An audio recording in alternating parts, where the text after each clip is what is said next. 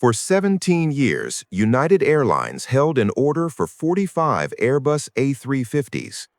It survived a merger, 4 CEOs, and a global pandemic, and not a single one was ever delivered.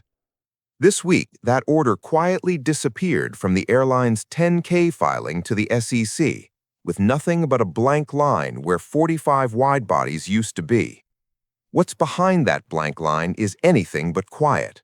A $175 million breach of contract, a complete breakdown with Rolls-Royce, and a legal fight that just surfaced for the first time in a public filing. So what did Rolls-Royce do to blow up a 17-year relationship? And why did United choose this exact moment, with their oldest 777s approaching 30 years in service, to burn the only bridge to Airbus widebodies?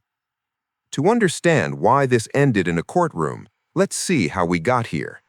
United first ordered the A350 back in 2009, just 1 year before they merged with Continental Airlines. Originally, it was 25 A350-900s. Then, in 2013, they converted the entire order to the larger A350-1000 and increased it up to 35 aircraft. Then again, in 2017, they switched back to the -900 and expanded the order to 45 planes. For nearly 2 decades, United used this order as a hedge. Whenever they negotiated with Boeing for 787s, they'd point to their Airbus order and say, "Careful, or we'll just fly the A350." But there was always a structural problem. United's widebody fleet is 100% Boeing. They are the world's largest customer for the 787 Dreamliner, with 221 total orders, and they fly a massive backbone of 777s. Introducing the A350 meant new spare parts, new pilot type ratings, and most critically, a new relationship with an engine maker they had zero existing business with, Rolls-Royce. In 2010, United signed a TotalCare agreement with Rolls-Royce to support their future A350 engines, the Trent XWB. As part of that deal, United paid a $175 million commitment payment in 2017. Think of this as a massive security deposit to ensure Rolls-Royce would have the production capacity and support locked in for United. But according to United's 10K filing dated February 13, 2025, something broke down in December 2025.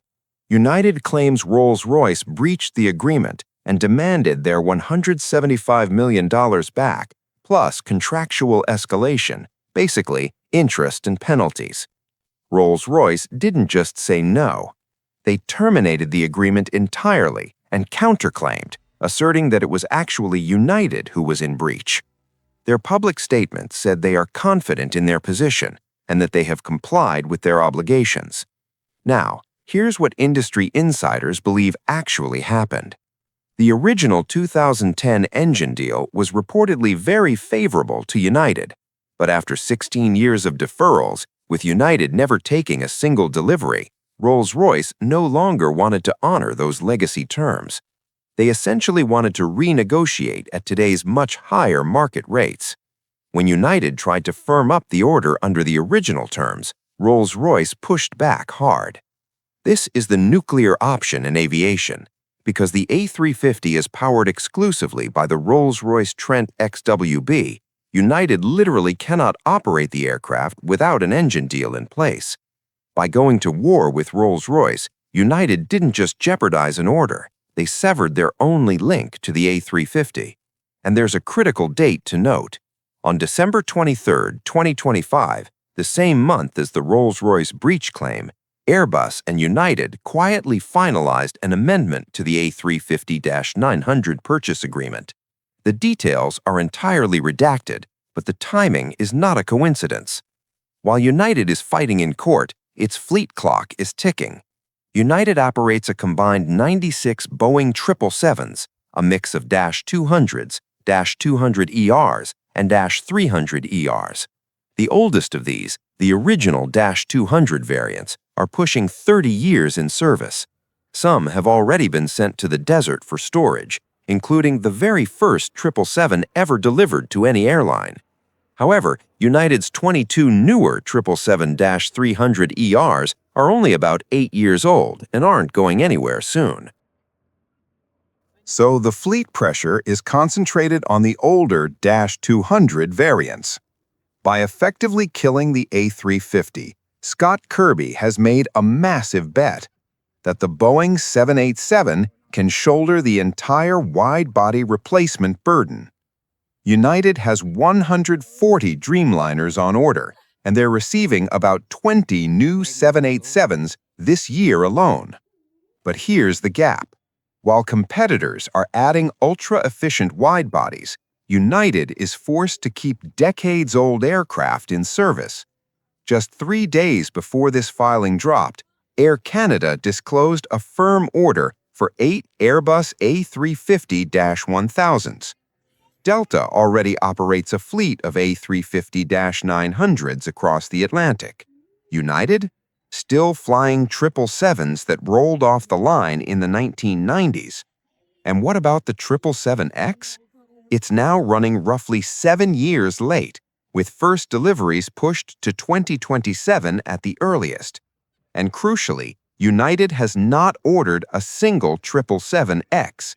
Why take such a risk? Because in Kirby's calculation, the $175 million and the operational complexity weren't worth the headache. United is doubling down on simplicity. One airframe manufacturer for widebodies, one less layer of complexity. The filing says United is considering further implications of this dispute with respect to other parties. United and Airbus are still talking. The target here is Rolls-Royce, not Airbus. Every single time period in the delivery table reads 0. United is telling Wall Street it does not expect to ever take delivery of this aircraft. So what's the end game? One scenario is a value conversion, redirecting the credit into more A321neos or XLRs, aircraft United is already obsessed with. Airbus keeps the relationship, United gets planes it wants, and Rolls-Royce gets left out in the cold. After 17 years of deferrals, the picture is clear. For the aviation enthusiast, we're almost certainly never going to see the A350 in United livery. For the investor, Kirby is betting the entire wide-body future on Boeing to deliver. Some argued this is really a contract reset. United still has 50 future 787 orders with no engine selected, which gives Rolls-Royce a reason to keep talking. But even if that happens, it would be a fundamentally different deal from the one that just died. I want to hear from you. United is betting everything on the 787 to replace a fleet that Boeing itself has no successor for. No A350, no 777X order, nothing beyond the Dreamliner. Is that confidence or is that a gamble? Do you think they find their way back to the table, or is this divorce final?